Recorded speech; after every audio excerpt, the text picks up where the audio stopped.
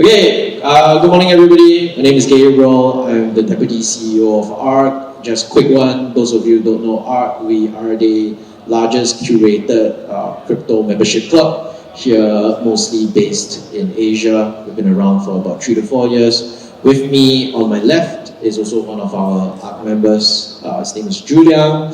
He's the General Counsel for Ethereum Foundation. We've been friends for quite a number of years, and he's been part of EF for nearly 8 already, if I'm wrong. Yeah. Today we're actually going to be talking about something a little bit different, I would say, from typical topics. You're not going to hear us talk about the future of what's going to be built next, no predictions, everything. I think it's something we want to take the opportunity, do something a little bit different, which is talk about the stories of Ethereum Foundation from Julian's perspective, obviously. We'll be dividing, we don't have a lot of time, we've got about 20 minutes, so we'll be covering from his perspective and his viewpoint, past, present, and the future. But before I start, Julian, nice to meet you on stage together for the first time, even though we've had multiple conversations. Tell us a little bit more, what in the world does the General Counsel of the Ethereum Foundation, or EF, actually do?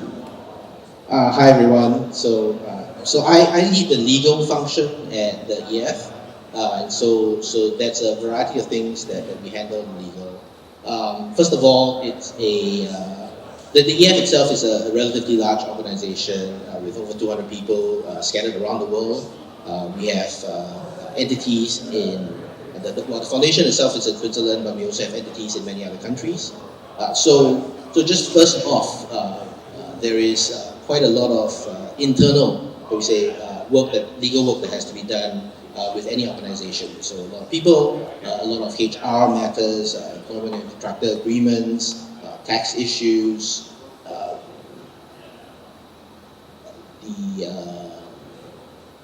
just with each of the entities in every jurisdiction, there are annual audits and just basic legal work that goes into every entity. Then, in addition to that, of course, the EF has many different initiatives and projects which we support. We give a lot of grants. So legal prepares grant agreements. There are often milestones that grantees have to meet. There's KYC AML that we have to do. A lot of our grants go to researchers that are based in universities and other institutions.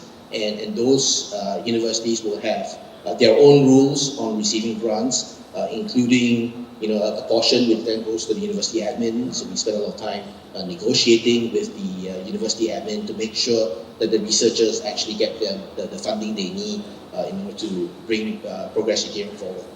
Right. So it's basically making sure everything runs above board. Right.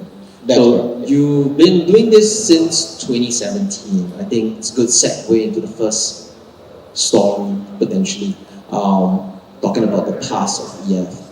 Maybe share a little bit more about, I would say, how we got into the role. That's going to be something that's going to take a 2-hour podcast. But when you first, started out in EF 2017, don't forget that was the growing era of like the ICO craze, and then you've got people starting building different things. That's even pre-DeFi. It's even pre-Uniswap and everything like that. When you first went in, maybe you can share more about how was it like, what was the vibe, what got you into it, and obviously how maybe EF's vision maybe aligns with your passion as well at that start. Let's take it from that 2017 to probably 2019 pre-COVID era when we're talking about the past. So I guess I fell down the blockchain rabbit hole in 2016, and before that I'd had a 15-year career as an international lawyer. I was a partner with a large international firm doing cross-border M&A and joint ventures, mergers and acquisitions and joint ventures. Lawyers I divide lawyers into two different groups. There are rule takers. Right? So if you advise people on the law of any particular country, let's say Taiwan, the law is the law. And when a project comes to you and says, I'd like to build X in Taiwan, then all you can do is advise them on what the law is and how to comply, and that's basically all you can do. The moment you do cross-border, however, the solution space expands enormously. So I was based for many years in Shanghai, where I worked for large US and European companies who were looking to do a deal with a PRC company. And when they do that deal, or when they set up a joint venture, the US company is not about to agree to go to a Chinese court and to follow Chinese law. And the PRC company is not about to go agree to follow US law. So what do? Well, for the large Fortune 500 companies, you hire expensive lawyers and accountants who build a specialized structure for you that involves, putting the IP in Singapore, putting the property ownership in Hong Kong, and putting the company structure in the Cayman Islands. And the whole point of this exercise is to produce what we in crypto space call a trustless system, right? Where you don't have to depend on a domestic court in any one country. And so you pick and choose from a variety of options. So when I learned about Ethereum, I heard about Bitcoin earlier, and of course it was revolutionary as a form of money, but it was static, right? You could not build an organization or company using that. Ethereum offered a whole different way of looking of changing the world, of changing how we organize society, and that's what really drew me to it. The potential to help society, basically. Yeah, to help society, to help individual communities organize themselves the way they wanted, and not necessarily restricted to a set of rules that they were given, right? So again, rule taker lawyers versus rule maker lawyers, right? The ability to use the legal activities to help people make their own rules for their own community, and in a way that was self-enforcing through Ethereum. So that was really kind of like what drew me to it. At one of my early Ethereum conferences, I was talking to one of the core devs, and they were very excited. They said, with Ethereum, we can make our own law. And having done the work I'd done, I'd say to him, well, Fortune 500 companies and ultra high net worth individuals have always been able to do that, but it was very expensive. And what we're doing is we're democratizing access to that. We're letting everyone build their own law. So that was really the early stage that got into it. And how would you, maybe as an example, right, going back to that 2017, 2019, maybe even 2020 era and everything, looking back at it, right, in your opinion, how's the progress like? Obviously, I think a lot of people don't realize, but Ethereum has a 20-30-year plan. If you really zoom out, it's like, we were talking about it just now actually before we came on stage, but I think Ethereum Foundation has a lot of similarities to what Disney wants to do with the Marvel Cinematic Universe, in a way. Every major milestone along the way is basically an Avengers movie, and along the way you've got an Iron Man and a whatever, Black Panther or something along the way, and those are basically like maybe DeFi, EIP standards and everything, and along the way people have certain criticisms and everything. But now we look back at it, that maybe 3-4 year time span before we move to the present. Looking back at it, are you happy with that progress that you guys have made? Are you guys happy? Are you guys, can I even say, maybe a tad surprised at the adoption and the kind of attention Ethereum has gotten? Well, I can't speak for everyone else at the foundation, but I certainly am very happy with where we are. I think for the first few years, internationally, I think it was perceived as I suppose a niche project of, obviously everyone in the blockchain space, to us, the importance of decentralization and the value that this brings to the world is very clear. But it's only been in the last 1-2 years that you've seen significant TradFi understanding of the value of that, and a real pivot to not quite yet, but I think we're almost at the point. Do you think the last maybe 4 years has led to maybe this institutional TradFi or even corporate enterprise interest you see today? You talk about it like the last 1-2 years. I look at it as like interest taking on more seriousness this year compared to any other year before.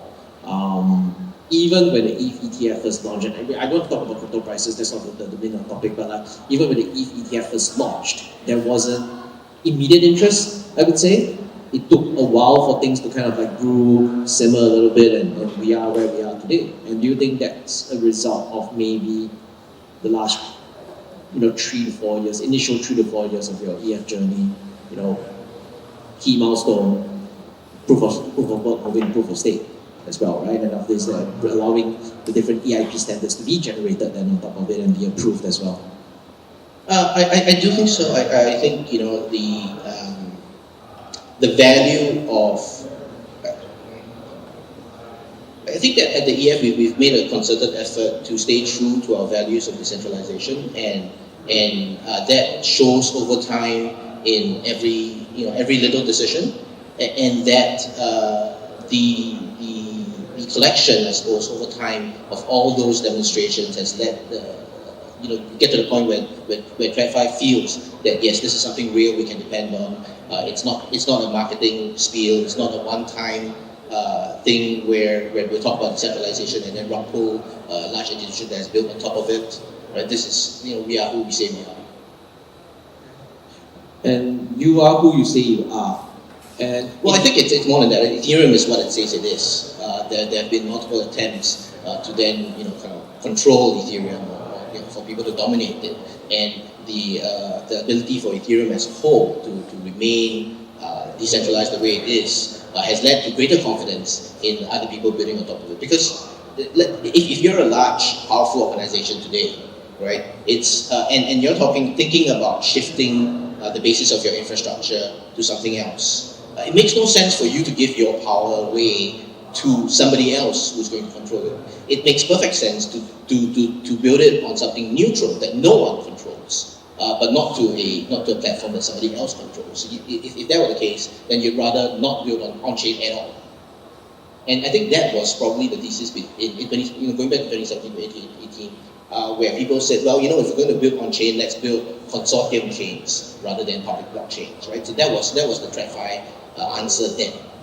I mean, there was also the time where I think, let's not name names but then you see a lot of enterprises trying to do their own blockchains as well, because they try to do they try to own, right? They try to make it decentralized with ownership, which kind of doesn't make sense now that you think back about it and everything. Well, I mean, I'm a little older than most people in the blockchain system. So when I first started working, we had both the public internet, and every company had its own intranet. Yes, right? Yes. You recall those days, and it was good in a sense. It got everybody used to the idea of a network. So before the internet, it's basically snail mail, right?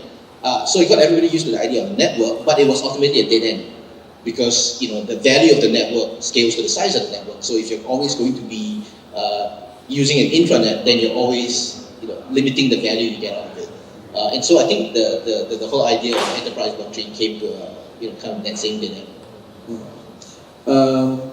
Just now we touched briefly on the last 1-2 years. Let's move this on to the present day. New structure, new progress, new leadership, right?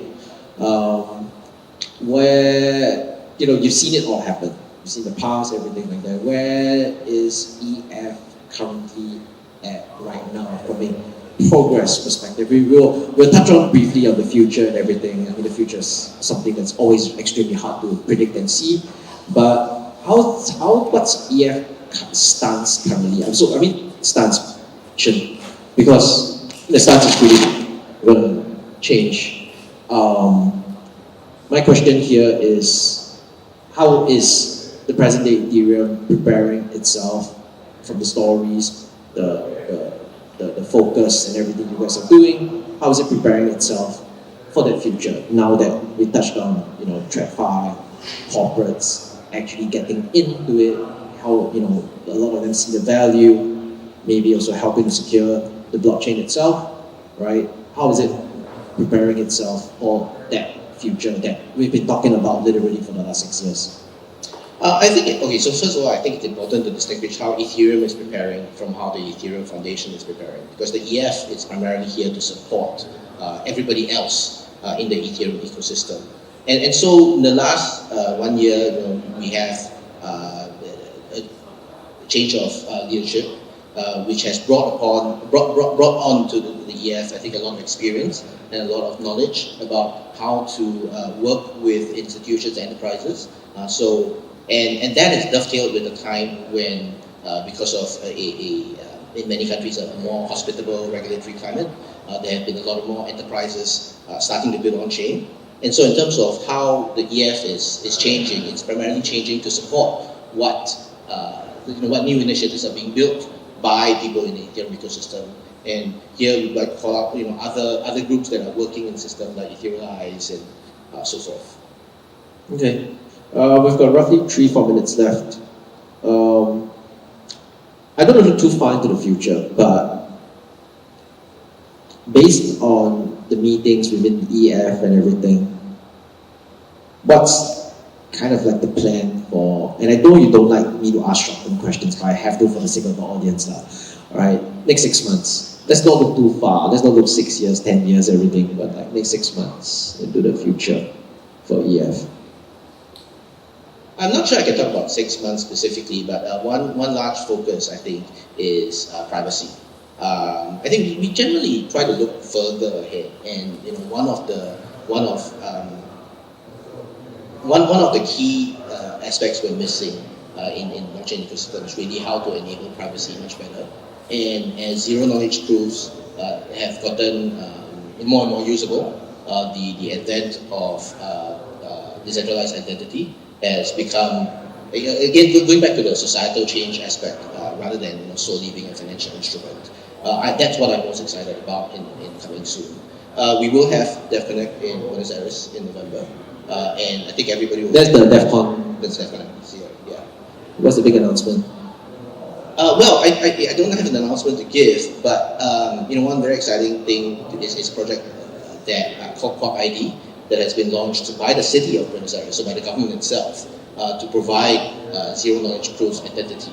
And I hope while we're there that everybody will get to get a sense of what the world will look like in a way where we can preserve privacy while still kind of like meeting the I don't want to use the word compliance, but meeting the need for identity, for knowing. Then there's a legitimate need in many cases for knowing certain facts about somebody, and to do so in the maximally privacy protecting way while being able to operate on chain is, I think, something I'm very excited about.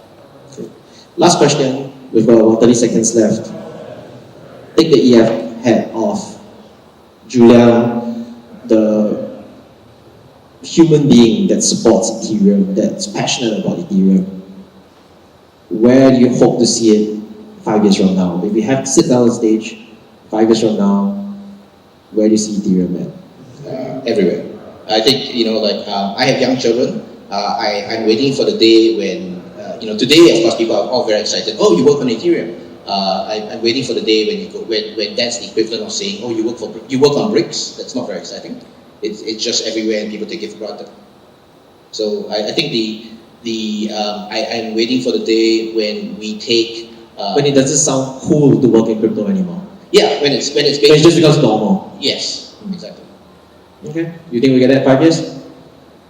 Fingers crossed. There we are. All right, Julia. Thank you, everybody. Thank you.